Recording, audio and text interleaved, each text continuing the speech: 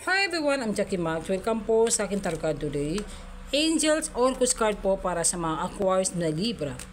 Ito'y pawang gabay lamang po ito na sa taas ng ating pagtiwala sa ating Panginoon at di po minded po sa aking mga readings at hindi po lahat makatugma sa inyo guys. Kung ano yun po ang nakmana sitwasyon po nakarelate sa inyo guys. Hello po sa mga Cosmos guys at hello po sa mga Aquarius na Libra. Kumusta po kayo? Okay, ito na po at magkuha muna tayo ng monology or Coast card po. Okay.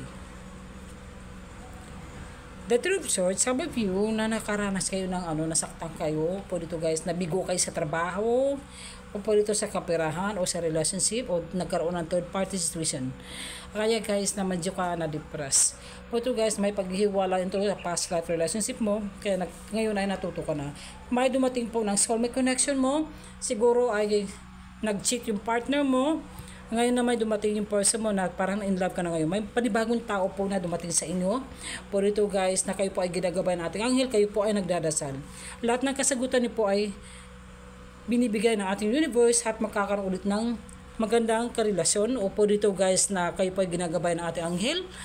At malakas yung spiritual mo na ito talaga itong tao na dumating sa buhay mo kung kayo po ay single person o hiwalay sa asawa o walang partner, na ito talaga ang twin flame mo as other partner mo o true love. The Three of Cups, po dito guys, vector success, may mga wedding, family gatherings, family reunion, may mga ganap, may mag-invite sa inyo. Po dito guys, na mamit mo person mo dito sa may mga party, kung ano man ito. At po dito guys, na nakita mo person mo sa party at nasaktan ka pero iniwasan mo lang. The Empress, may potential abundant na darating sa inyo guys. Some of you may mabuntis. Pwede ikaw itong babae na Aquarius ng Libra. Pwede guys na may mapanibagong responsibilidad o magandang buhay, may blessings na abundant na binibigay sa ating universe po. Tingnan natin sa manifestation po ng monology or card po. Keep your heart open. First quarter moon Libra. Pwede guys, meron kang person na water signs energy Libra o Aquarius ng Libra. Kailangan na i-open mo yung sarili mo. Magmahal ka ulit, itry mo. Hindi yung puro na lang mga negative na past love na lagi mo binabalikan, baka magkaroon naman ulit. Try na ma-in-love ulit, open your heart sa ibang tao at sabihin mo, makinig ka sa mga wisdom o sa mga advice sa ibang tao. Pwede sa katrabaho mo o sa kasamahan mo, sa family, friends mo na kailangan i-open mo. Kasi hindi naman lahat ng bagay na ganyan ang nangyari sa iyo. Ang nakuha kong energy do kahit parang problema kayo sa partner. Angels or Coast card po, divine timing. In the perfect divine timing po, wow, this is a new beginning guys, na may dating person mo guys, na talagang matugma mo na siya, na talaga ang dating sa buhay mo. Kayo po ay ginagawa ng ating guardian angel po. At damang-damang mo siya talaga ang soulmate mo. Trust the universe means magtiwala ka sa ating kakayahan ng ating Panginoon po. Sa sarili mo, sa iyong pagdasal, huwag mawala ng pag-asa guys. Ito na yung abundance na darating sa iyo, soulmate, at may mga magandang kaganapan sa iyong career. Maganda ang pasok itong month of September na siya talaga na-meet mo po dito sa dating app, social media, either sa party, kung saan man ito. Trust the universe po. And divine timing, ito na po yung tao na matagal mong hihintay. Tingnan natin sa another angel or Coast card po. Courage, yun, Archangel Ariel.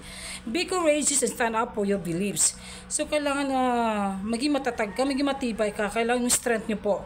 Stand up your ground, stand up your beliefs. Magtiwala ka. Hindi yung napilyo ka na, parang wala na pag-asa.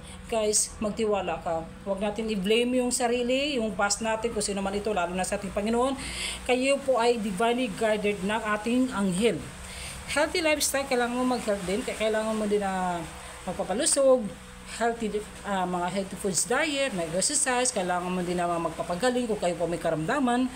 Ang sabi ni Archangel Raphael, eat the healthful diet. Get adequate sleep, matulog na mabuti, matulog ng sa tamang oras, and exercise regularly for optimal health. Okay? Kailangan din natin ma-exercise guys. Yung mga optimal health, kung ano yung mga bawal na pagkain hindi sa ngayon sa atin, alam mo na kung hindi pwede sa'yo, alam mo na kung paano mag-minimize, mag-diet, at iwas sa mga pagkain na hindi nakabuti sa'yo. Yan na po, at magdiwala sa ating Panginoon po, huwag makalimot padasal sa ating Panginoon guys. Thank you and God bless.